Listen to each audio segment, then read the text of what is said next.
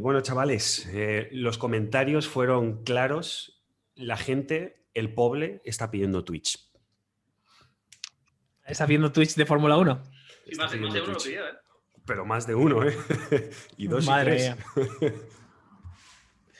Pero nos dimos cuenta de algo, que es que necesito una PlayStation para poder conectarme y para poder narrar. Entonces, no sé, ¿sabéis lo que puedo decir? Ha sido una PlayStation 5 que sale ahora al mercado, no sé. Se me ocurre una idea. O sea, por cada oyente de este podcast, 20 céntimos y tenemos la Play para Carlo, ¿eh? Yo lo veo. Ponemos un botoncito ahí y Play para Carlo. Sí. Esto es como en la Resistencia cuando hicieron una bicicleta para Ponce y lo hicieron así como de coña y entonces un montón de marcas empezaron a mandar bicicletas a Cholón y le empezaron a llover bicicletas. Pues igual, una PlayStation para Carlo. Edu, quiero decir... Campaña una PlayStation para Carlos. Y campaña salva un panda también, ¿no? Ese es Charlie, tío. Es el juguete de Hank. Es que Charlie. Bueno, mi perro se llama Hank porque Vera, cuando lo adoptó, pues le gustaba Californication y le llamó Hank Moody. Y como se le llamó Hank Moody, pues su juguete, que es siempre el mismo, es Charlie. Este es Charlie el nuevo y por ahí está Charlie el viejo.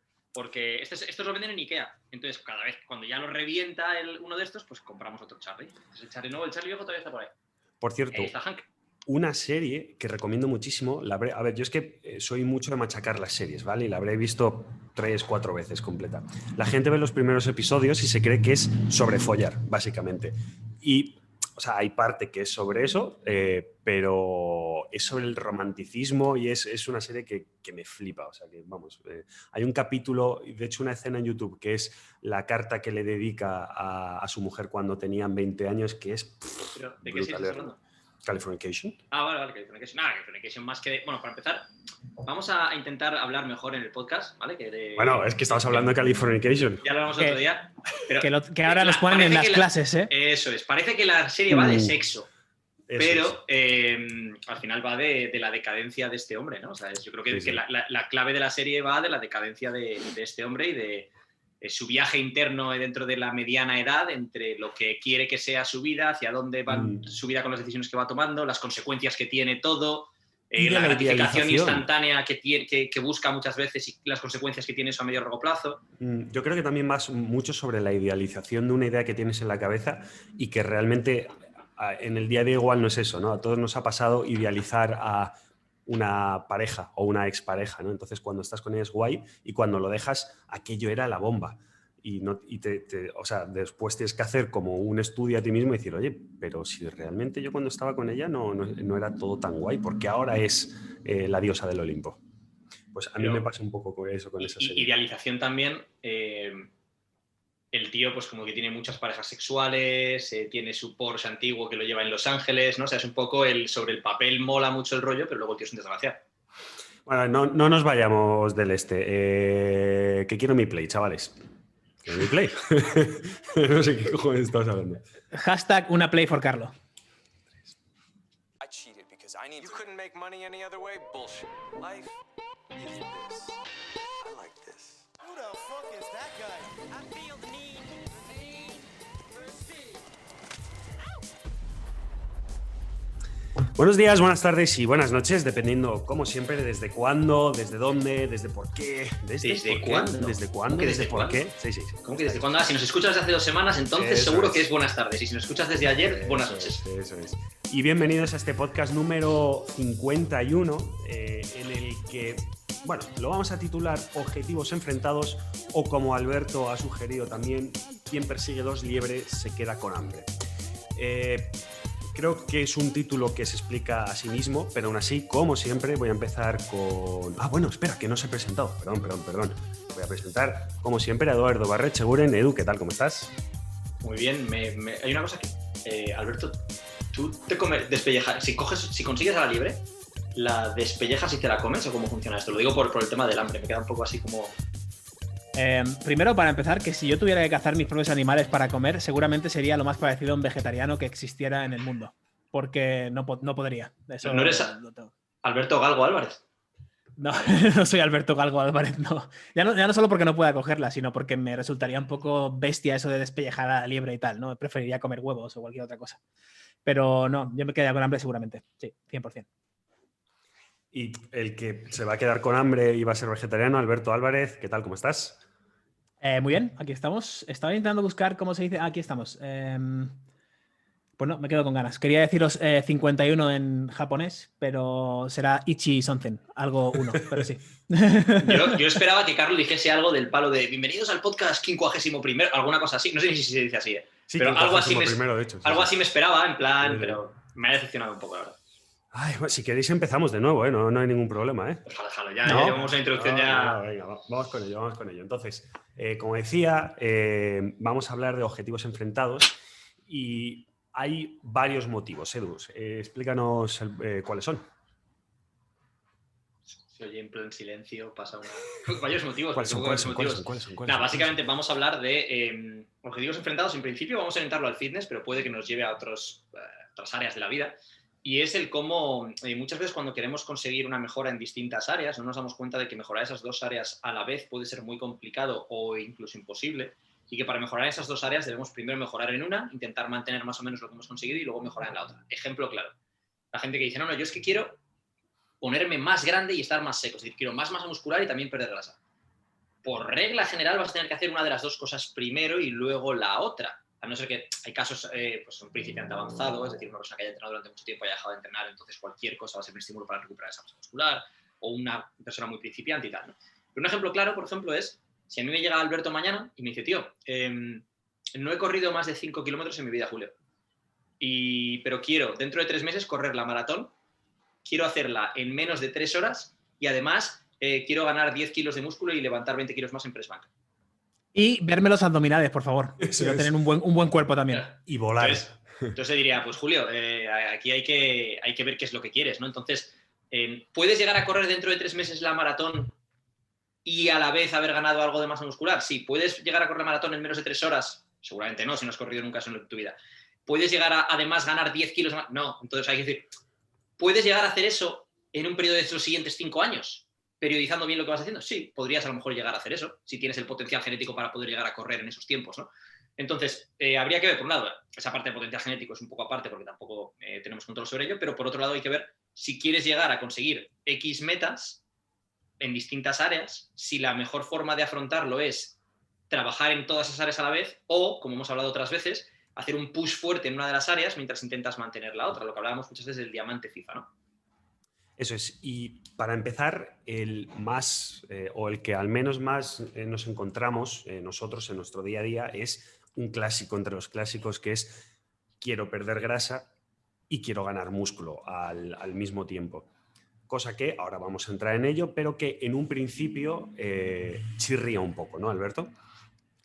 El tema aquí, yo creo que, y te lo estaba poniendo por el chat, es que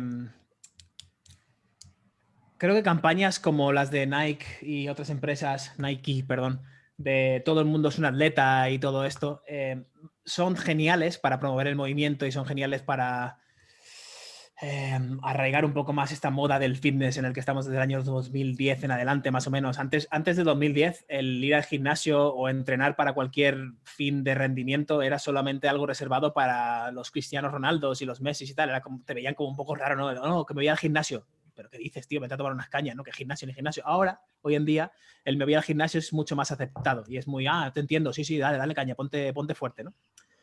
¿Esto qué pasa? Que ahora ha traído la creencia de que todos los objetivos son posibles al mismo tiempo y de que todos necesitamos los mismos objetivos. Me explico. De que, por ejemplo, el tomar beta-alanina para maximizar el potencial que puedas ejercer en un momento dado de fuerza es algo indispensable porque tienes que ser el hombre con más fuerza del planeta, ¿no? Y por supuesto también tienes que ser el hombre con mejor estética del planeta. Y ya que estamos, también tienes que ser el hombre más rápido del planeta. Y también tienes que ser el que más salta y el que mejor hace el pino y el que más rápido piensa. Entonces empiezas a pensar en dietas raras para maximizar la potencia cognitiva y todo esto. Entonces se nos ha ido esto lo que me flipa es esos combates de boxeo con ajedrez. O sea, siempre que hablamos de estas cosas me parece lo mismo, que es esos combates que no sé si se siguen haciendo, pero yo los recuerdo en Rusia, que se hacían tíos enormes que se daban, que competían uno contra otro durante varios minutos, paraban, echaban una partida de ajedrez, volvían a competir, etcétera, etcétera. Es algo por ahí, ¿no? Algo por ahí, algo por ahí. Bueno, es curioso porque el boxeo es más ajedrez que darse hostias, yo creo, pero sí, hay un símil por ahí. Eso. Entonces, el tema, perder grasa, ganar músculo, lo que creo que muchas veces confundimos, y yo he confundido también antes, y seguramente confundiré en algún momento de mi vida sobre algún tema parecido, es, sí, se puede perder grasa y ganar masa muscular al mismo tiempo. La pregunta aquí es, uno, ¿es para ti en el contexto en el que estás ahora mismo, en el momento de tu vida en el que estás, en el momento de tu vida de entrenamiento quizás, en el momento de tu vida de nutrición y de persecución de objetivos? Y dos, ¿es efectivo o no? Porque, por ejemplo, si yo, esto lo hemos hablado un montón de veces, si yo persigo una transformación radical en 12 semanas, como hacemos en el programa 12, por ejemplo, y voy persiguiendo la pérdida de grasa mientras que gano masa muscular y no soy un principiante, ya tengo cierta experiencia conmigo, pues me voy a llevar una decepción enorme, porque seguramente Edu me dirá, tío, lo que tienes que hacer es perder grasa mientras vuelves a tus marcas anteriores, pero es que ya tengo una referencia anterior. Una persona que no tenga ninguna referencia anterior va a ser más o menos lo mismo, pero no se lo vas a decir, le vas a decir, tío, inevitablemente vas a ganar algo de masa muscular porque es una adaptación normal de tu cuerpo. Lo de la pérdida de grasa es que elijas o no perder grasa, que te haga falta o no por salud, o etcétera, etcétera. Ya tenemos que definir muy bien qué perseguimos. Edu, con la experiencia que tienes con tus clientes y en general clientes 12 y de cualquier otro sector, ¿vale? Nos hemos encontrado mucho eso de, bueno, ¿y cuál es tu objetivo? Pérdida de grasa, hipertrofia y fuerza y no sé qué y no sé cuánto. Una de las principales tareas es señalarle el camino correcto y decirle, oye, mira, yo sé que tu objetivo a medio plazo, a largo plazo es este, pero antes de llegar a Barcelona tenemos que pasar por Zaragoza, tenemos que pasar por Guadalajara, tenemos que salir desde Madrid, etcétera, etcétera. Supongo que gran parte del trabajo es ese trabajo de concienciación al cliente, ¿no? En parte sí, y en parte luego pues marcar bien lo que, como dices tú, ese camino por donde se va, ¿no? Es decir, ¿es viable perder grasa y ganar músculo a la vez? Sí. ¿Tu estrategia cómo debe ser? Es que ahí tienes que diferenciar entre el entrenamiento y la nutrición. Es decir, yo puedo perder grasa haciendo un entrenamiento de hipertrofia, intentar darle a mi cuerpo un estímulo para generar hipertrofia, pero a nivel nutricional la estrategia para perder grasa tendrá que ir orientada a perder grasa. No puedo darle a mi cuerpo la estrategia óptima para hipertrofiar, que sería darle más calorías de las que está consumiendo. Eso sería lo óptimo para hipertrofiar, pero eso va a evitar que consiga perder grasa, ¿no? Entonces tenemos que diferenciar entre ¿es viable? ¿Es óptimo? Y luego ver, con el tema de la pérdida de grasa y la fuerza, al final, y la hipertrofia, perdón, no son capacidades distintas. Estamos hablando de una adaptación a un estímulo. En este caso, por ejemplo, de este estímulo, pues si quieres ganar masa muscular, el estímulo hipertrófico es una adaptación, y si quieres perder grasa, pues al final es una cuestión de déficit calórico, bla, bla, bla.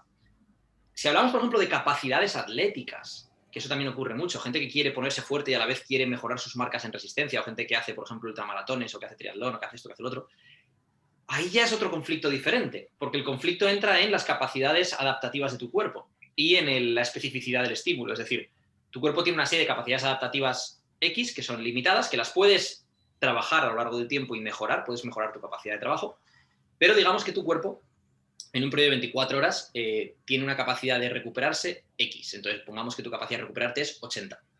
Vale. Al estímulo que sea. Y si yo le doy a mi cuerpo estímulos diferentes, mi cuerpo no sabe a qué adaptarse. Entonces, cuando yo le doy a mi cuerpo estímulos diferentes en una misma sesión, por ejemplo, digamos que yo en una misma sesión intento ganar fuerza y hacer cardio, porque a lo mejor es lo que mejor me cuadra a lo largo del día, al final de esa sesión mi cuerpo está confundido en cuanto a, bueno, pero ¿quiero ganar fuerza o quiero mejorar el cardio? Eso por un lado. Y segundo, a lo mejor le he dado más de lo que puede masticar, es decir, a lo mejor esos 80 que tengo de recuperación y le he dado un estímulo por valor de 120. Entonces no es capaz de recuperarse y la adaptación no va a ser positiva. Luego pueden llegar lesiones y demás, ¿no? Entonces, tenemos que diferenciar entre qué adaptación tengo, y eso se puede trabajar a lo largo del tiempo. Por ejemplo, si eres un principiante, tu objetivo al principio es conseguir hacer los patrones de movimiento de forma adecuada. Simplemente con eso vas a ganar fuerza e hipertrofia. Es decir, va a haber una mayor coordinación neuromuscular, va a haber una mejor coordinación intramuscular e intermuscular. Es decir, vas a ser capaz de activar más fibras, de activarlas en el orden adecuado, de por ejemplo, si quiero hacer un press de banca que no sea solo pecho, que los dorsales estabilicen la barra, que el tríceps actúe como tiene que actuar, que el bíceps haga parte del trabajo que tiene que hacer, etcétera, etcétera, ¿no? Y luego tienes que tener en cuenta que esa capacidad de trabajo se trabaja a lo largo del tiempo. Una persona que es principiante llega, hace 2 series y le duele el brazo una semana. Pero una persona que ya lleva tiempo entrenando es capaz de entrenar con más frecuencia, más volumen, etcétera, etcétera. Entonces, lo primero que tiene que hacer una persona que no está adaptada al entreno es trabajar el entrenamiento como si fuera una habilidad, como el que aprende un deporte, aprende a levantar correctamente. El tempo, por ejemplo, es una cosa que ayuda mucho aquí. Ejecuta correctamente, haz las cosas bien y vamos a mejorar esa capacidad de trabajo. Si eres un principiante, la idea no es que llegues al fallo, es que no estoy buscando que llegues al fallo. Lo que estoy buscando es que aprendas a levantar adecuadamente y que desarrolles suficiente capacidad de trabajo para en un futuro, cuando sea necesario, podamos empezar a forzar la máquina, cuando tus capacidades adaptativas y tu recuperación sean mayores. Para eso hay algo que es fundamental en esto, que es confiar en el proceso y confiar que detrás de la persona que te esté entrenando, seas tú mismo, si eres principiante igual no es lo más recomendable, o sea un entrenador, sepas lo mismo, que de Madrid a Barcelona hay que pasar por diferentes etapas y que no podemos ir quemando etapas y saltándonosla porque al final no vamos a llegar a ningún sitio. Algo que comentaba antes Alberto, que es aprender a diferenciar entre lo óptimo y lo necesario, ¿no?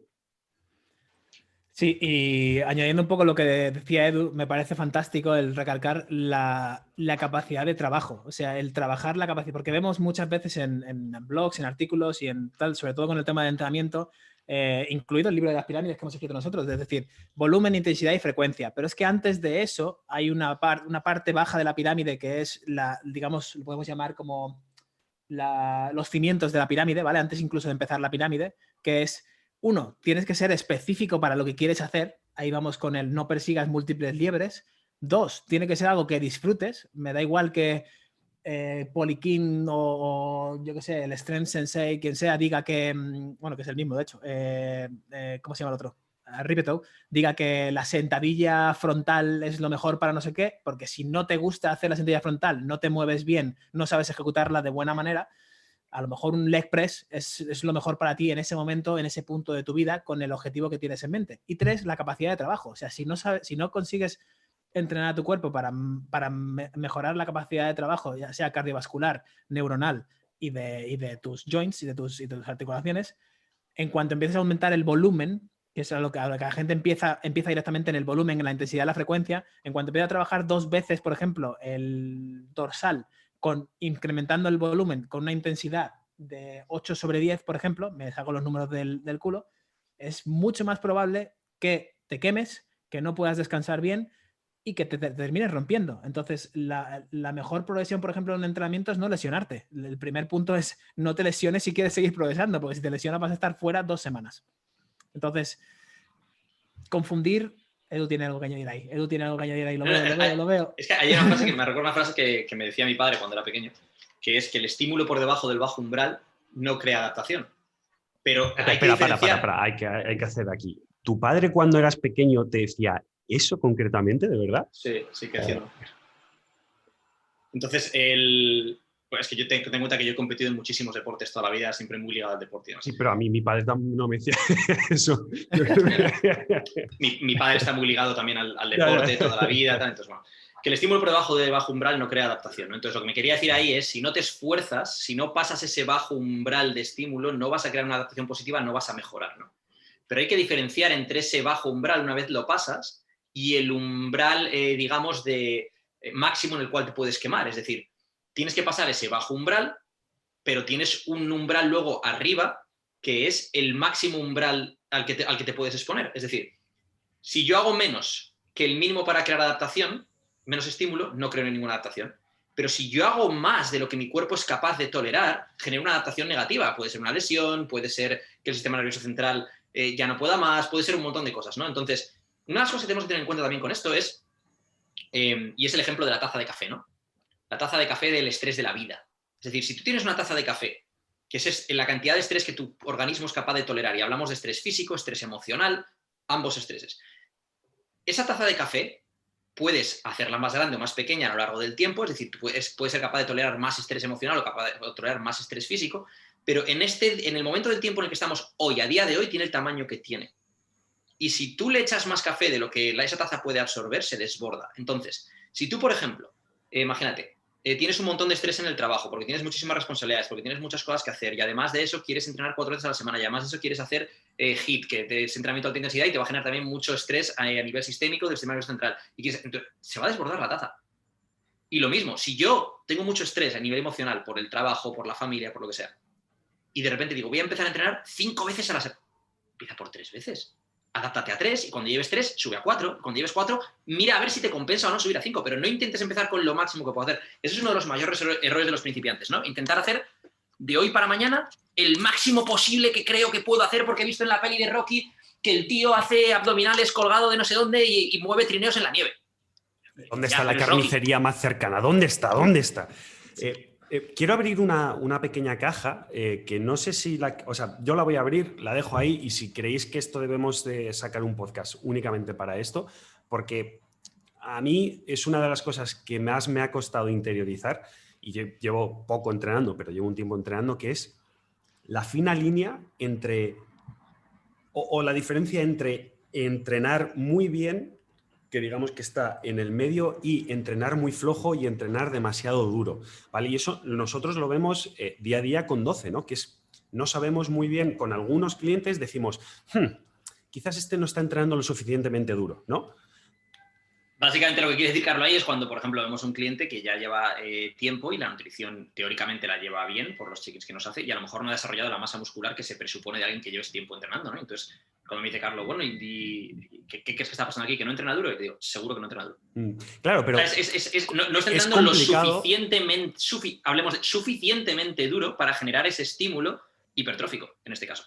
Me gustaría tirar un momento por ahí porque, claro, mucha gente ahora se estará tirando de los pelos diciendo, vale, pero si mi programa pone 28 kilos, 3 series de 8 a 10 repes, si yo llego al rango superior de 10 repes, supongo que estaré entrenando suficientemente duro porque mi entrenador me ha dicho eso. ¿Qué pasa aquí, Edu?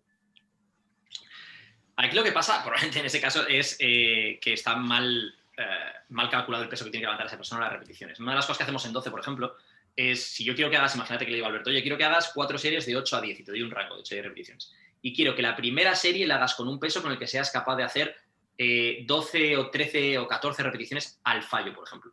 Entonces te pongo, primera serie, imagínate, primera serie 13 RM, lo que tú creas que va a ser 13 al fallo, pero claro, el problema es que tú seas capaz de luego evaluar realmente si ese es el fallo. Y quiero que hagas 4 series de entre 8 y 10. Entonces tú con un peso en el que puedes hacer 13, la primera serie haces 10. La segunda haces 10. Entonces, claro, la primera haces 10, pero te dejas 3 en reserva. La segunda haces 10 y a lo mejor te estás dejando ya 1 o 2 en reserva. Y luego ya la tercera haces 10, ya no te quedaba ya nada en reserva y a lo mejor en la cuarta haces 8. Entonces estás ahí en ese punto en el que quiero que estés. No has llegado al fallo en ninguna, te has quedado con un RIR, digamos, RIR, repeticiones en reserva, 3, luego 2, luego a lo mejor 0, luego a lo mejor 1, algo así, pero estás en ese punto de intensidad. El problema en todas las cosas viene cuando la gente no sabe dónde está su fallo real porque nunca se ha expuesto al fallo. Y esto es otra cosa distinta, que es entrenar por entrenar a veces tiene su sitio. Y ahí lo que estás entrenando es tu capacidad de sacrificio. Es decir, imagínate que Alberto viene y está en Marbella conmigo ahora 6 semanas y entrena conmigo. Y entonces, yo puede ser ¿6 semanas? ¿Pero qué dices, joder? Que yo no quiero tanto esa liebre. Y imagínate que una de las cosas que hago es, primero trabajamos su capacidad de trabajo y luego trabajamos su capacidad de sacrificio. ¿Qué quiero decir con trabajar su capacidad de sacrificio? Si yo un día estamos haciendo, imagínate, sentadilla péndulo, porque tiene que ser un ejercicio en el cual sea seguro ir al fallo. Es decir, y me estoy yendo por otra rama ahora mismo, pero quiero hacer una pequeña inciso aquí. No todos los ejercicios son seguros para ir al fallo. Y hay muchas veces que vas a ir al fallo y vas a llegar al fallo no por el músculo objetivo, sino por falta de estabilidad, falta de transferencia de fuerza, falta de técnica, muchas cosas, ¿no? Un fallo en sentadillas, en back squats, no va a ser por los cuádriceps. Va a ser por la espalda baja, va a ser por falta de transferencia de la fuerza, va a ser por falta de estabilidad, va a ser por falta de equilibrio, de muchas cosas. Sin embargo, un fallo en extensiones de cuádriceps, esos son tus cuádriceps. O sea, ahí no hay más historia. Estás anclado a la máquina, es una sola articulación la que se mueve, o sea, distintas cosas, ¿no? Entonces, si yo quiero con Alberto, por ejemplo, ver, y podría ser la sentadilla péndulo, algún ejercicio que sea seguro, que esté anclado y tal. O, por ejemplo, un press de banca con mancuernas, puedo intentar a lo mejor llevarlo más al fallo que lo que haría con barra por el simple hecho de que las mancuernas luego las puedo soltar, es decir, no voy a tener el peligro de quedarme con la barra.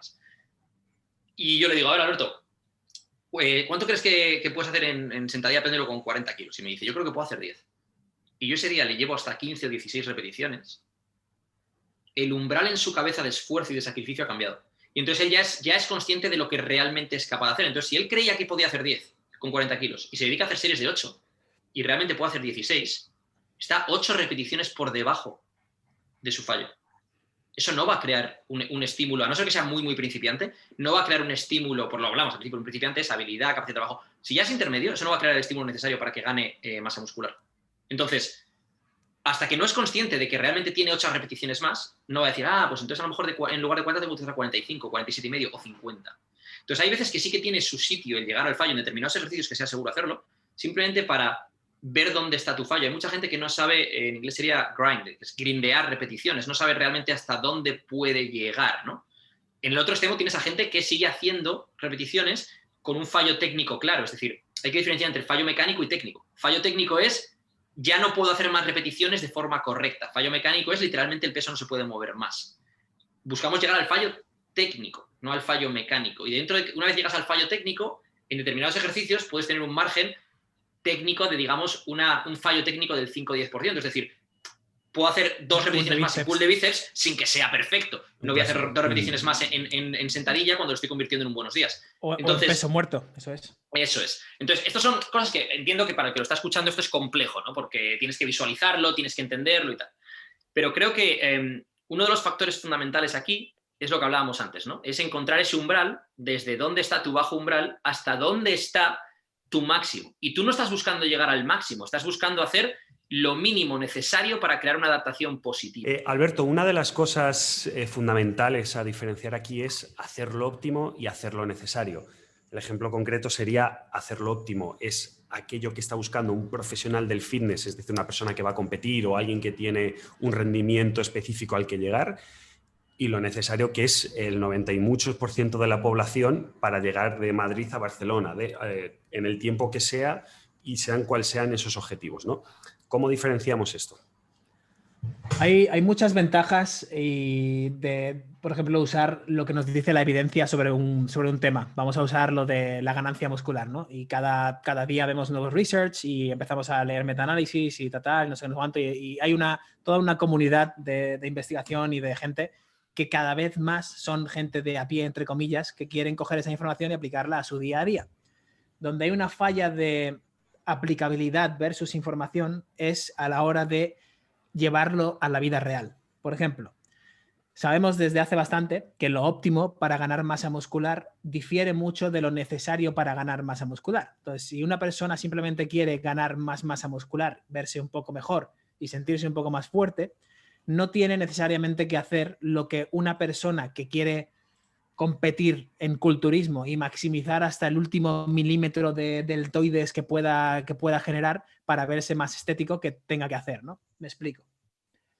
Podría ser buena idea que si tu objetivo es optimizar la ganancia de masa muscular, pues seguir un entrenamiento obviamente acorde con sobrecarga progresiva y todo esto programado, seguir tu programación sea lo que tienes que hacer, estimular la síntesis proteica cada 3-4 horas sea lo que tienes que hacer. Esto requiere que comas 30 o 40 gramos de proteína cada X horas para conseguir esa síntesis proteica. Obviamente tienes que llegar a tu proteína diaria, tienes que estar en un pequeño surplus, superávit calórico, todas estas cosas, ¿no? Eso es lo que sabemos más o menos que si alguien quiere optimizar la ganancia de masa muscular, estaría bien que hiciera. Incluimos ahí, pues, por ejemplo, la creatina, la beta-alanina, incluso algún BCA o no, que a lo mejor marginalmente te da un 0,01% de ventaja intraentreno, todo esto, ¿vale? Ahora bien, sacamos todas esas cosas a la población en general y tenemos a chavales de 21 años gastándose 400 euros al mes en suplementos que no le hacen falta para absolutamente nada porque no necesitan hacer eso. Necesitan ser constantes con el entrenamiento, aprender a manejar su nutrición y generar ese superávit calórico sin ponerse como el muñeco de Michelin, porque últimamente está de moda el seafood diet, que no es de pescado, sino que es veo comida y me la como. Básicamente es, sí, hay que tener un superávit calórico, ok, voy a meterme 8.000 calorías al día. ¿Dónde está ese sneaker? ¿Dónde está ese sneaker? Efectivamente. Sneakers y batidos de proteína, ¿no? Entonces, claro... ¿Dónde está ese sneaker? Un tío que está haciendo una dieta de sneakers, batidos de proteína y sentadillas hasta que vomita que esté buscando información de que si tiene que tomar también proteína cada 3 horas y BCAAs intraentreno, no sé qué, no sé cuánto, me parece absolutamente absurdo, ¿no? Y esto le aplica al 99,9% de la población. Que supongo que eso os habrá pasado mogollón, ¿no? Cuando veis a un colega, ¿no? O una persona cercana que empieza a hacer fitness y os empieza a decir, sí, porque he leído que, y además he leído que, pero tú no haces esto.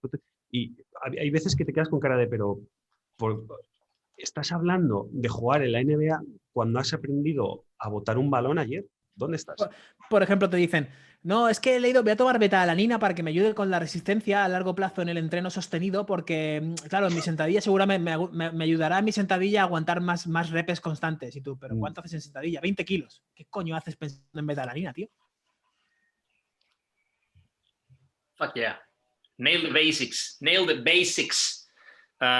Sí, al final me puse aquí unas notas respecto a lo que estaba diciendo Alberto, que es, pues, que es necesario, que es viable, que es óptimo, hay distintas vías, y luego otra nota que es principiante, intermedio de Dorian Yates o Arnold, ¿no? Entonces, ¿qué quiero decir con esto?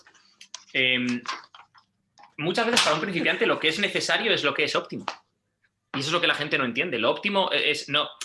Si tú estás empezando, lo óptimo simplemente es que tengas suficiente frecuencia de entreno, que tengas un plan que esté más o menos bien estructurado, con patrones de movimiento adecuados, que encajen contigo, que te centres en mejorar la ejecución de los ejercicios lo máximo posible y que vayas poco a poco subiendo el peso, que va a ocurrir de forma natural. Es decir, es que si, cuando eres principiante vas a subir el peso sí o sí. Un intermedio tiene que mirar otras variables también, ¿no? Ya tienes que fijarte más en dónde están tus déficits de fuerza. Por ejemplo, con un principiante buscas el balance estructural desde el principio, con un intermedio puedes mirar dónde está tu déficit de fuerza. A lo mejor imagínate, no, es que mi press de banca hago no sé cuánto para mi propio peso, pero ¿por qué no puedo hacer más? Y a lo mejor, pues, a lo mejor te falta masa muscular, o a lo mejor tienes que ganar fuerza en el tríceps en concreto, o a lo mejor, o sea, ya son cosas concretas, ya son rangos de repeticiones concretos para distintas metas. Es decir, no es lo mismo trabajar a rangos de 5 repeticiones que a rangos de 8, que a rangos de 12. Y luego ya tienes a gente, pues Arnold o Dorian Yates o Phil Heath o lo que sea, ¿no? Y ya cuando llegas a esos niveles, que es lo que hablamos, ¿no? El maximizar hasta dónde tienes el deltoide, es que hay muchas formas de llegar hasta esos niveles, que es lo que la gente también no se da cuenta. Es en plan, no hay un camino escrito y me da igual lo que diga la ciencia o no diga la ciencia. La ciencia al final es sacar conclusiones de estudios, ¿no?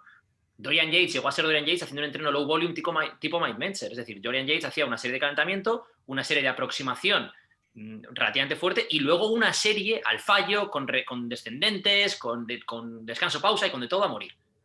Arnold hacía una cantidad inhumana de volumen y nunca ponía esa cantidad de peso. Su forma de entrenar era completamente distinta. Ambos llegaron a ser Mr. Olympia. Entonces, esto es como... Otro día estaba escuchando el podcast de Nico Rosberg y estaban hablando de los high performers, ¿no? La gente que rinde a muy alto rendimiento, ¿no? Y como, por ejemplo, Nico Rosberg es una anomalía en el sentido de que la gran mayoría de high performers es gente con muchísima confianza en sí mismos. Y él no lo es. Y entonces le preguntaban, ¿y cómo has podido llegar a ser campeón del mundo de Fórmula 1 cuando no tienes esa confianza en ti mismo? Y dice él, pues porque tengo otras muchas cosas. O sea, no hay una sola cosa que te hace campeón del mundo, hay muchas cosas. Y esa es una de mis debilidades que otros de mis rivales tienen más fuertes, pero tengo otras fortalezas que ellos no tienen y compensan o sobrecompensan eso, ¿no? El eso diamante. es una de las cosas.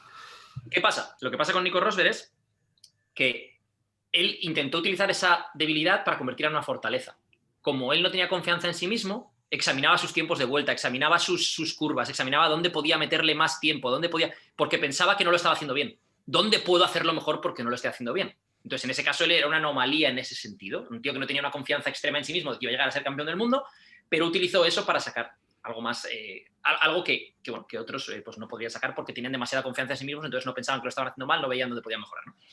A donde quiero llevar esto en el caso del fitness es al punto de que esas debilidades, a veces que pueden ser incluso en tu esquema de vida, pueden convertirse en fortalezas. Es decir, si tú no disfrutas de entrenar, no vas a querer hacer entrenos como los que hacía Arnold de 3 horas y hacer muchas, porque no disfrutas del entrenamiento en sí.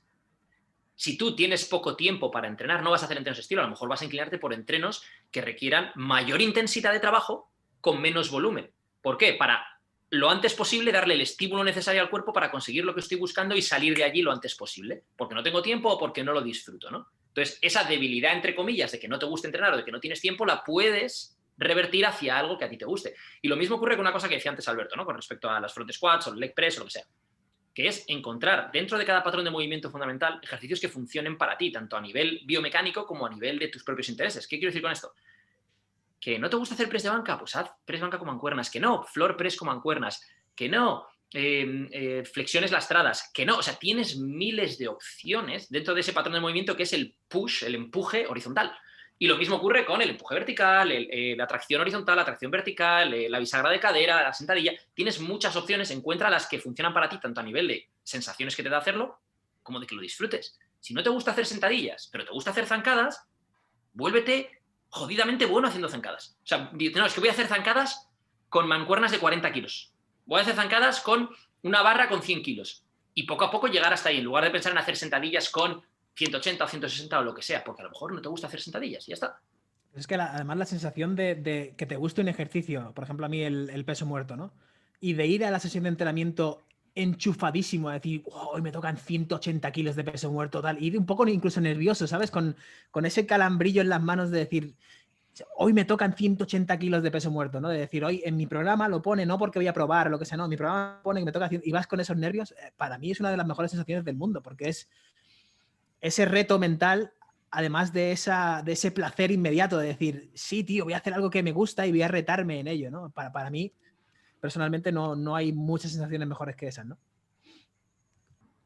Vale, mientras Edu comentaba el tema de los objetivos y de afinar, se me ocurría una pregunta que mucha gente tiene en mente, o creo que tiene en mente porque por lo que vemos en los gimnasios, que es, entonces, hacer sentadillas en Bosu mientras hago intervalos de sprints en la cinta, me estás diciendo que no va a conseguir que me ponga fuerte porque hago sentadillas, mejore mi equilibrio porque lo hago en un Bosu y además gane velocidad de sprint y capacidad cardiovascular porque estoy haciendo sprints?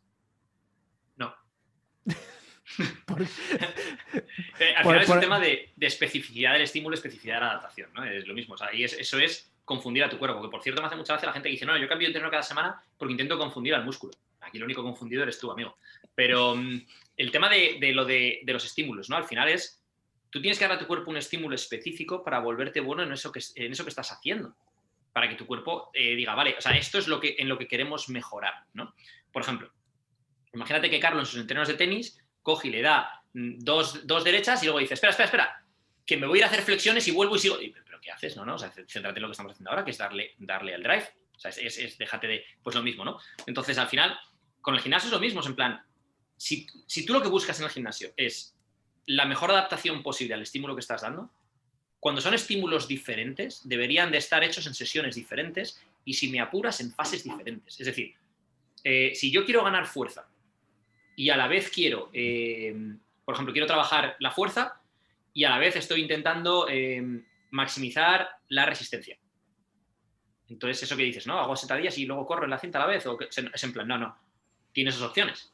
Tienes una opción de haber hecho, por ejemplo, imagínate una fase de capacidad de trabajo de 3 semanas en las cuales trabajas esa capacidad de trabajo, esa tolerancia al ácido láctico, ese trabajar el mejorar tu resistencia cardiovascular o lo que sea, y luego tienes otra fase en la cual te estás entrando en la fuerza.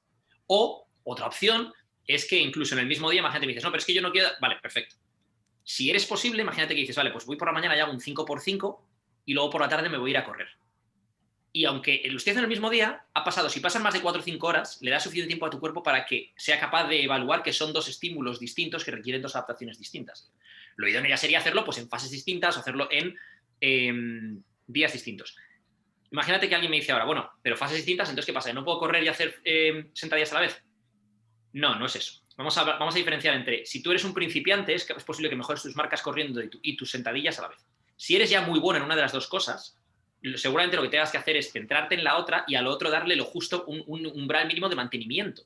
Y ese umbral de mantenimiento se lo puedes dar con mayor o menos frecuencia en función de también incluso tus capacidades genéticas. ¿Qué quiero decir con tus capacidades genéticas? Si tú eres, por ejemplo, voy a poner ejemplos muy extremos, ¿vale? Un corredor de ultramaratones, un corredor de maratones, esa persona claramente tiene una predisposición genética a la resistencia. Mientras que si tú tienes, por ejemplo, a un tío como era Lomu, el jugador de rugby, que era un tío de 120 kilos, 1,90 y que corría los 100 metros en 11 segundos, pues ese tío tiene una predisposición genética hacia la fuerza, la explosividad, el sprint, tal y cual, ¿no? Entonces, para ese tío, desarrollar esa fuerza, explosividad y tal y cual va a ser muy fácil y mantenerlo no le va a resultar muy complejo porque su genética tira hacia eso. Pero a lo mejor de trabajar esa resistencia le va a costar más. Y viceversa, para el tío que es corredor de maratones, mantener esa resistencia una vez tiene ya determinado nivel no le va a costar demasiado, Y sin embargo, desarrollar esa fuerza, esa hipertrofia, ese tal, le va a costar mucho más porque está fuera de sus predisposiciones genéticas, digamos. Entonces, una cosa que tenemos que evaluar es, ¿para qué estoy hecho? Es decir, ¿qué es genéticamente se me da bien? Y otra es, ¿qué quiero mejorar? Porque a lo mejor aquello en lo que quieres mejorar es distinto a aquello para lo que estás hecho. Entonces tienes que tener unas expectativas acordes a ello. Es decir, si tú no eres una persona que gana músculo con facilidad, que tus expectativas no sean ser un tío enorme, porque vas a fracasar y te vas a frustrar. Y también sé consciente de que a lo mejor vas a tener que hacer más o de forma más inteligente que otra persona que tiene una tendencia natural a ganar ese músculo para conseguir unos niveles decentes. Pero a lo mejor para correr, por ejemplo, tú necesitas menos entreno que esa otra persona para ser capaz de correr el kilómetro en 3 minutos o los 10 kilómetros por debajo de 35 minutos. Yo qué sé. ¿Y cómo descubro eso? Una de las cosas que tienes que ver es, una de las cosas que a mí me gusta pensar con esto es, por un lado, ¿cuáles eran tus habilidades físicas cuando eras pequeño? ¿Y por qué digo cuando eras pequeño? Cuando eres pequeño normalmente estás más activo. Haces deporte, juegas al pilla-pilla, haces cosas de tal. ¿Eras un tío rápido o no eras un tío rápido? ¿Eras un tío que podía sprintar o que no? ¿Tenías capacidad de trabajo? ¿No tienes capacidad de trabajo, resistencia y demás, no? ¿Por qué digo esto? Porque ahí eres más una tabla rasa cuando eres pequeño. Más que si tú ahora, por ejemplo, imagínate, con 35 años, llevas sin hacer deporte 10 años y quieres ver pues que ahora mismo estás hecho una braga. Entonces no es cuestión de que tengas más o menos. Entonces, eso sería una de las cosas, ¿no? Hay gente que es más coordinada de cuando lo ves cuando eres pequeño, más rápido, más todo lo otro, y hay gente que ya cuando eres mayor, pues te ha hecho una braga porque te maltratas, ¿no? Y una vez empiezas a entrenar, hay formas de ver realmente si tu progreso va acorde a una cosa o a otra, ¿no? Por ejemplo, si tú empiezas a entrenar fuerza y desarrollas fuerza con facilidad al principio cuando eres un principiante, eso no me dice nada, eres un principiante. Cuando llegas ya a un nivel intermedio, una de las cosas que me va a decir, por ejemplo, tu composición de fibras es, cuando desarrollas fuerza en rangos de repeticiones por debajo de 5 o por encima de 10, por ejemplo, ¿qué rangos se te dan mejor? ¿Qué rangos te son más naturales? ¿Dónde ganas más fuerza? Si tú desarrollas más fuerza o te es más natural entrenar por encima de repeticiones, seguramente tengas en general más fibras lentas. Mientras que si lo haces por debajo de 5, probablemente tengas más fibras rápidas. ¿Qué tipo de deportes se te dan bien? Incluso, ¿qué tipo de deportes te llaman la atención? Porque por regla general nos suele llamar la atención aquello que se nos da bien. A nivel deportivo, ¿vale? No hablo de querer ser grande si a lo mejor estás... Porque eso es al contrario. Normalmente la gente que quiere ser grande es gente que no tiene mucha masa muscular y eso la compleja y por eso quiere ser grande o lo que sea, ¿no? Pero una de las formas de verlo es tú siendo objetivo, evaluar cómo de fácil o difícil te resulta llegar a determinadas marcas. Digamos, por ejemplo, que Alberto me dice, oye, tío, yo quiero saber si tengo predisposición para la fuerza o no.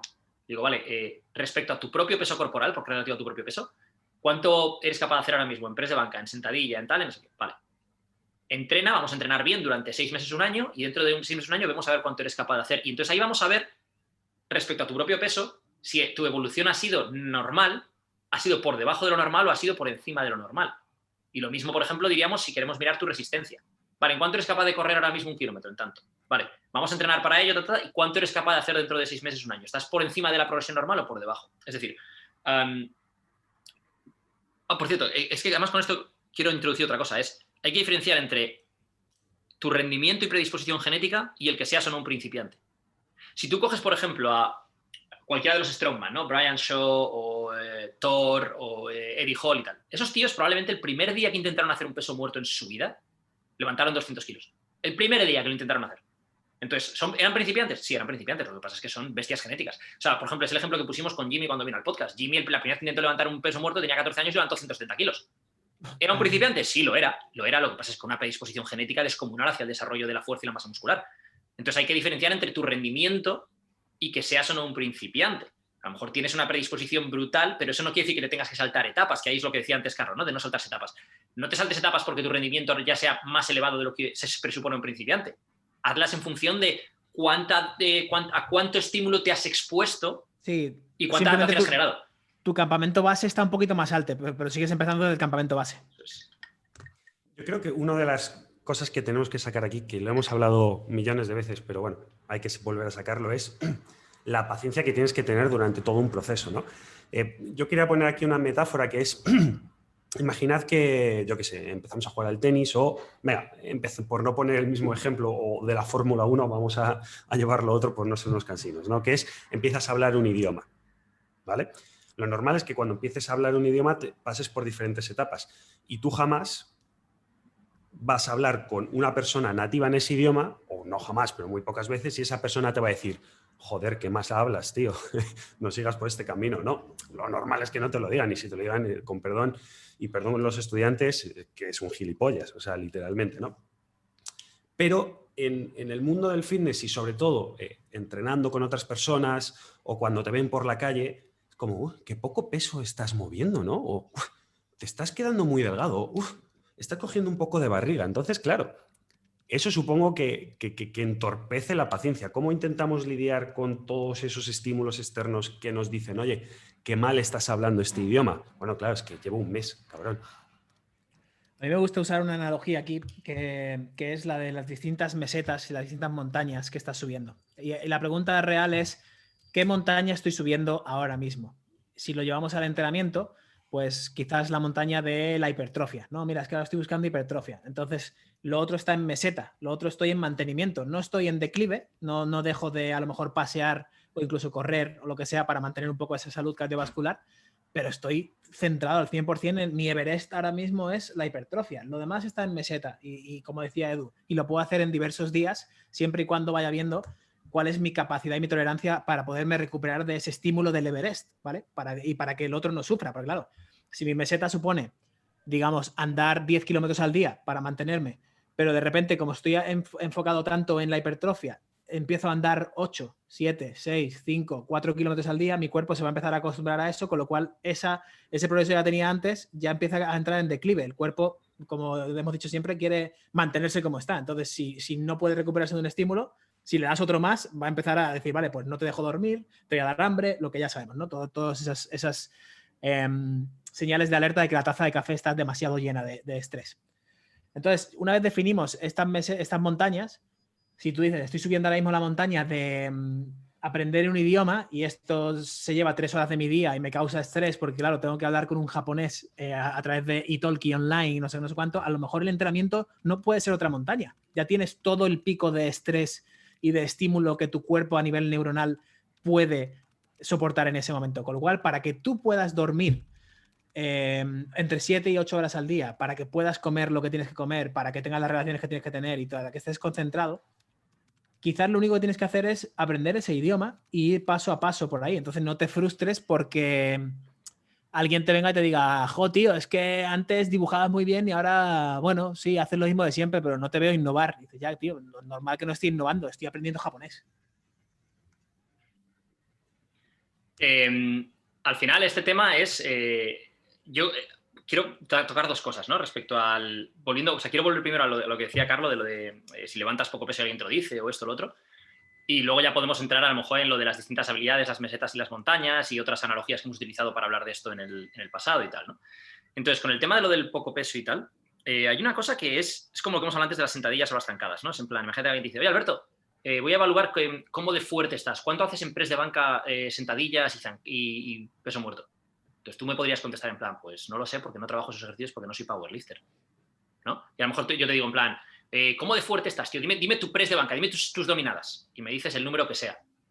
Y yo te digo, pues tío, eres un mierda. Y tú me dices en plan, pues vente, a lo mejor eres escalador. Me dice, vente a escalar conmigo, vamos a ver quién está fuerte y quién no está fuerte. Y a lo mejor tú tienes una barbaridad de fuerza en los dedos, en las manos, a lo que te has adaptado, una adaptación específica a algo que has hecho. O sea, tenemos a pensar en, no sé quién es un bestia, y un bestia es un tío grande, fuerte, tal, no sé qué. Bueno, pero es que una bestia es Nadal, que ha ganado 20 Grand Slams y ha ganado 13 Roland Garros y el tío pues seguirá jugando dentro de 10 años ganando al hijo de Federer. O sea, quiero decir, al final hay que diferenciar entre lo que la industria, en el caso del fitness, o lo que el público general define como lo que es estar fuerte o lo que es estar no sé qué, y tu propia definición de eso en base a lo que tú quieres. Es que Cristiano Ronaldo está muy fuerte para lo que él quiere, que es jugar al fútbol. Entonces, él no quiere estar como un culturista, no busca eso. Entonces, lo primero que tienes que definir, el oyente que esté en su casa, que quiera conseguir lo que sea, es ¿cuál es tu meta específica? ¿Tú qué quieres? ¿Estar fuerte para, por ejemplo, quieres estar fuerte para verte muy bien en la playa, con lo cual también quieres estar seco? ¿O quieres estar fuerte para verte bien con un traje o con una camisa o con un tal, y a lo mejor puedes estar menos seco pero un poco más grande y así estás más cómodo con cómo estás? ¿Quieres estar fuerte para jugar a un deporte en concreto? ¿Qué tipo de fuerza necesitas para ese deporte en concreto? Por ejemplo, si Carlos juega al tenis, no necesita hacer un cool de bíceps de cojones, necesita tener mucha fuerza rotacional, que es distinto. Y es lo que le va a generar a lo mejor que le pegue más fuerte, es como el que juega al golf. El que juega al golf no quiere un brazo grande, quiere mucha fuerza de rotación, quiere un core muy fuerte, ¿no? Entonces yo creo que una de las partes sería eso, ¿no? Medir para ti, a título personal, esas montañas de las que hablaba Alberto, ¿cuáles son? No cuáles son las montañas que la gente dice que. No es la montaña de la sentadilla, ni la del press de banca, ni la del peso muerto, ni la de... Es cuáles son tus propias montañas en base a tus propios objetivos. Y a lo mejor en el caso de Alberto dice, pues mira, tío, mi propia montaña en cuanto a entrenamiento de pierna es, por ejemplo, las zancadas, no es las sentadillas, perfecto. Y en cuanto a entrenamiento de empuje horizontal, yo el objetivo que me estoy poniendo ahora es a ver cuántas flexiones soy capaz de hacer al fallo. Adelante, perfecto. O sea, quiero decir, hay distintas cosas, ¿no? ¿Es eso lo óptimo para ganar masa muscular? Eso es lo que sería debatible. Pero tú estás buscando lo óptimo o estás buscando lo que mejor encaja para tus metas concretas, lo que sea. Yo, por ejemplo, en mi caso personal, ahora mismo con el boxeo, mis entrenamientos son diferentes a cómo eran antes en base a que, pues si no llego, pues llego tieso y no me puedo mover bien. O en base a el impacto que tiene el boxeo en mis articulaciones, en mis codos, muñecas y hombros y lo que soy capaz de hacer el día antes, el mismo día o el día después. Tengo que tener en cuenta otras variables. Ya no es en aislamiento voy a entrenar y ya está, ¿no? Entonces, al final, yo creo que a la hora de definir esas montañas, lo que tienes que buscar es cómo cada una de esas montañas interactúa con otras para tu objetivo concreto, que eso es lo que, ¿cómo lo hemos llamado otras veces, Carlos? El diamante. El diamante FIFA. Claro, o sea, todas esas montañas están unidas entre sí. Si tú desarrollas más hipertrofia, seguramente vayas a ser peor a nivel cardiovascular, porque por cada kilo de más que tu cuerpo tiene, tu rendimiento de VO2 max va a disminuir. ¿No ves a corredores de maratón? Te hablo al más alto nivel de 90 kilos. Son tíos de 60 y tantos kilos, 60 kilos. Igual que no ves, por ejemplo, a Strongman. Y no hablo de powerlifters porque powerlifters va por pesos, va por categorías de peso. Strongman. Son tíos de 180 kilos. No ves a tíos ni siquiera de 100 ni de 120 kilos. Son tíos de 180 kilos. Porque cuanto más grandes son, más mueven. Por otro lado, pero... Claro. Y luego, por ejemplo, hay otra cosa que me parece muy interesante, que lo escuché otro día en el podcast de Nico Rosberg. Últimamente estoy escuchando mucho el podcast de Nico Rosberg. Y hablaban de la diferencia, por ejemplo, entre un Messi y un Ronaldo, ¿no? Entonces, hay un debate sobre quién es el mejor jugador de fútbol del mundo. Y a nivel de carrera deportiva, tiene una carrera deportiva similar. De hecho, probablemente tenga más títulos Ronaldo que Messi. Messi es talento, es magia, es agilidad, Cristiano Ronaldo es como la máquina perfecta, ¿no? Entonces, en Messi tienes como el Rocky, ¿no? El corazón, la garra, tal, no sé qué, entre comillas, ¿no? Y en Cristiano Ronaldo tienes el Iván Drago, ¿no? Que parece que lo han... En el caso de Cristiano Ronaldo creo que tiene más corazón que Messi, personalmente creo, porque creo que se esfuerza más y creo que su ética de trabajo es mayor, ¿no? Pero Messi tiene una magia innata, ha nacido para eso, que él no tiene, ¿no? Y habría gente que diría, ¿quién es mejor de los dos? Habrá gente que te diga que no, es que Messi es mejor. Bueno, es que depende de cómo lo quieras evaluar. Cristiano le pega con las dos piernas, le pega de cabeza, corre más, hace más... Vale. Messi tiene más agilidad, se va mejor de la gente en determinadas situaciones, es más vertical. O sea, quiero decir, ahí, ¿cómo mides eso? Es igual que en el baloncesto, ¿no? Los típicos debates de Jordan, Kobe, no sé quién, tal y cual. Bueno, Jordan es Jordan en todas las cosas porque llegó primero, ¿no? Dentro de ese tipo de jugador. Kobe Bryant es Kobe Bryant y LeBron James, por ejemplo, dependiendo de las estadísticas que estemos mirando, tendrá mejores estadísticas que ellos sobre el papel. ¿Y cómo defines? No, pero es que LeBron ha perdido no sé cuántas finales. Sí, pero ¿y cuántas ha jugado? ¿Y cuántas veces le han elegido para el All-Star? O sea, es que son jugadores que están al máximo nivel con características muy distintas. Yo esto entiendo que es un debate precioso y es un debate que tienes con tus colegas y es un debate periodístico que hay que tener porque, bueno, es algo bonito, pero yo empezaría el debate, desarrollaría el debate y la conclusión final sería, vale, pero ¿para qué estamos haciendo esta comparativa? Es decir, ok, comparémoslos, pongamos todos los datos, que quede este artículo sexy, pero después, oye, que es que no hay que compararlos. Ese es mi punto de vista. No, pero es que también hay dos cosas aquí que van de la mano un poco con lo que ha dicho Edu. Uno, busca más ser útil que tener razón. O sea, tener razón no aporta absolutamente nada si la conclusión a la que llegamos no es de utilidad. O sea, si por mucho que tú saques ahora aquí un análisis de que Michael Jordan tiene no sé cuántos tiros y el average y no sé qué, no sé cuánto y los datos, y por estadística tú tengas razón de que según tu baremo, que de nuevo es el tuyo, que acabas de poner, que la estadística dice que Jordan es mejor que LeBron James porque tú has creado ese baremo, ni Jordan ni LeBron lo han creado. Aquí tendríamos que irnos a preguntarle a Jordan y a LeBron y decirle, oye, Jordan, ¿para ti qué es ser el mejor? Oh, no, pues para mí es esto, esto y esto. LeBron, ¿para ti qué es ser el mejor? Para mí es esto, esto y esto. Entonces te sientas y dices, hostia, pues si Jordan me ha dicho que para él ser el mejor es ser un ejemplo para sus hijos, que cada aficionado se vaya con una sonrisa del pabellón, y yo qué sé, y meter un triple por partido, sacan las estadísticas y dice, Jordan es el mejor. Te vas al LeBron, haces y dices, pero es que LeBron también lo es. Joder, es que se puede ser el mejor sin ser el mejor, ¿sabes? No tiene por qué, esto es lo típico de los juegos de estatus, no tiene por qué haber el mejor y que uno pierda y el otro gane, ¿no? Pueden ser los dos el mejor porque cada uno tiene un objetivo distinto y juega y vive para un motivo o por un motivo distinto. Si una persona gana $30,000 al año y la otra gana 150,000, llegamos muy rápido a la conclusión de que el de 150,000 es más rico que el de 30, pero puede no ser así radicalmente, porque a lo mejor el de 30 simplemente quiere trabajar media hora al día, vivir en las afueras de Florencia y cultivar tomates. Y con 30,000 pavos es el tío más millonario del mundo. Sin embargo, el otro tiene que estar en Nueva York 12 horas al día haciendo una cosa que no le gusta, con estrés, no sé cuánto, no puede entrenar, no sé cuánto, y gana 150,000. Tú sí, sobre el papel uno gana más que otro, pero es mucho más rico el otro, porque ha definido sus objetivos así. Y sobre esto recomendamos, vaya, ¿qué os vamos a recomendar? Pues sí, efectivamente, los 2 podcasts y el tercero que va a venir, que hablamos sobre las 4 divisas que determinan tu calidad de vida, etcétera, etcétera.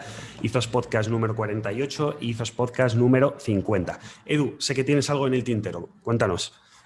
Sí, en línea con lo que está diciendo Alberto es, define qué es lo que es tu mejor versión y no te compares con otros y sé consciente de tu mejor versión tiene que ser algo realista con tus capacidades y con tus metas, ambas cosas, ¿no? Es decir, si Cristiano quisiera jugar como Messi, Cristiano nunca hubiera sido Cristiano.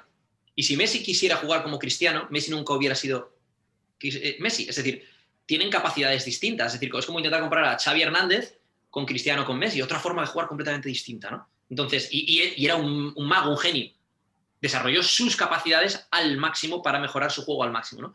Entonces, creo que con el tema del gimnasio, lo que hay que ver es, primero, ¿cuáles son tus metas? Vale, pues mi meta es, yo quiero ganar masa muscular, porque tal, la gente es, yo quiero ganar masa muscular, fuerza, agilidad, resistencia. Sí, bueno, claro. Todo. Y la capa de Superman también. Y un lifting facial, por favor. Eso es. Claro.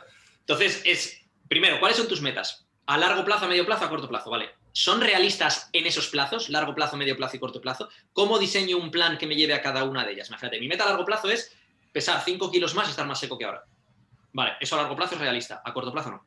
¿Qué vas a hacer a corto plazo? Pues tengo un porcentaje de grasa corporal de tanto, imagínate, el 20%, vale, pues lo primero que tienes que hacer entonces es perder grasa. Tengo un porcentaje de grasa corporal del 10%, vale, pues entonces podemos empezar por ganar masa muscular. También quiero, una vez llegue a eso, quiero mejorar mi resistencia cardiovascular, porque no quiero ser el típico que se cansa subiendo una... Bueno, vale, pues vamos a llegar primero a eso y luego ya nos centramos en tu resistencia cardiovascular, o podemos trabajar esa resistencia cardiovascular cuando estemos en una fase de pérdida de grasa, porque esas dos metas sí pueden ir juntas, mientras que a lo mejor la de ganar masa muscular o maximizar la ganancia muscular no va de la mano de eso, ¿no? Lo que hablamos de las montañas, las mesetas, el diamante. Entonces, mi recomendación desde aquí es, coge un papel y un boli, a lo mejor un café también, y escribe, ¿cuáles son tus metas a largo plazo? Y pongamos como largo plazo 2 años. ¿Cuáles son tus metas a medio plazo? Y ponte como medio plazo un periodo de 3 a 6 meses. ¿Cuáles son tus metas a corto plazo? Y a corto plazo es, ¿qué vas a hacer esta semana? Esta que viene, esta que entra. Vale, pues imagínate, a largo plazo mi meta es, quiero ganar tanta masa muscular. Vale. Flecha. Pregunta. ¿Es realista? Sí. Ok, check. No. Vuelve a poner otra meta distinta que sea realista. Vale. A medio plazo. Mi meta a medio plazo es no sé qué. Lo mismo. ¿Es realista? Sí. Vale. Si es que no, pues lo mismo. Vuelve a revolverla. ¿Es realista? Sí. ¿Encaja con mi meta a largo plazo?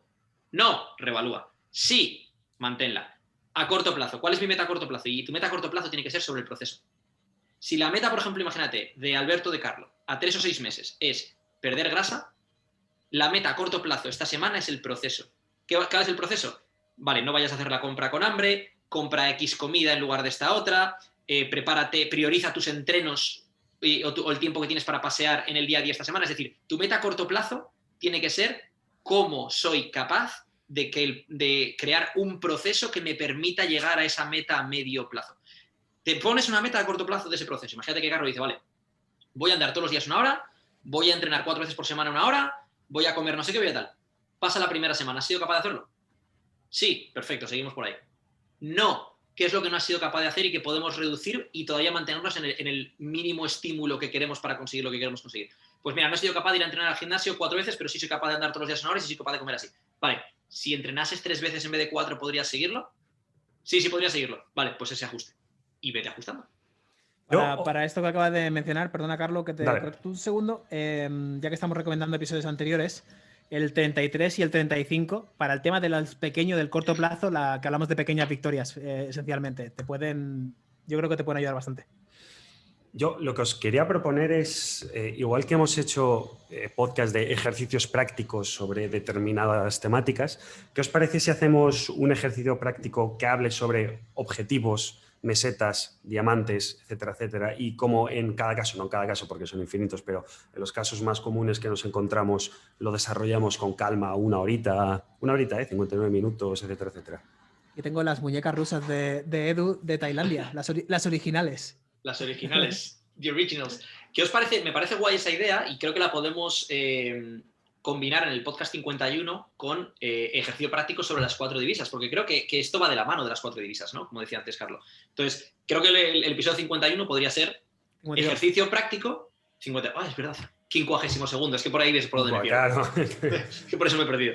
En el 52 lo que podemos hablar es de el ejercicio práctico de cuáles son tus 4 divisas, cuáles son esas metas a largo plazo, a medio plazo y a corto plazo, y dentro de esas divisas, cómo encaja eso con tu diamante y tus montañas, ¿no? Por ejemplo, imagínate que dices, pues mi meta para dentro de 2 años es ganar X más dinero, tener X más tiempo y tener no sé qué, ¿vale? Y para dentro de 6 meses es no sé qué, ¿vale? Y el proceso ahora es esto, ¿vale? Y ahora eso cómo encaja con que quieres ponerte más fuerte.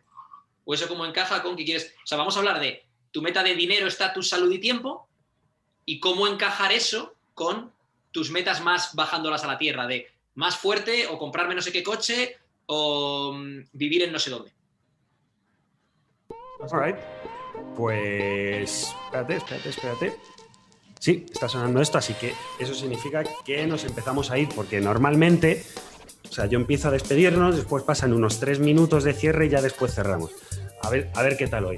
Alberto Álvarez, muchísimas gracias. A vosotros, chicos, un placer, como siempre. Eduardo Barrecheguren, Edu. Gracias, chicos. ¡Oh, qué limpieza! ¡Qué efectividad! ¡Qué gusto! Chicos, nos vemos a la siguiente. ¡Hasta luego! Hasta luego.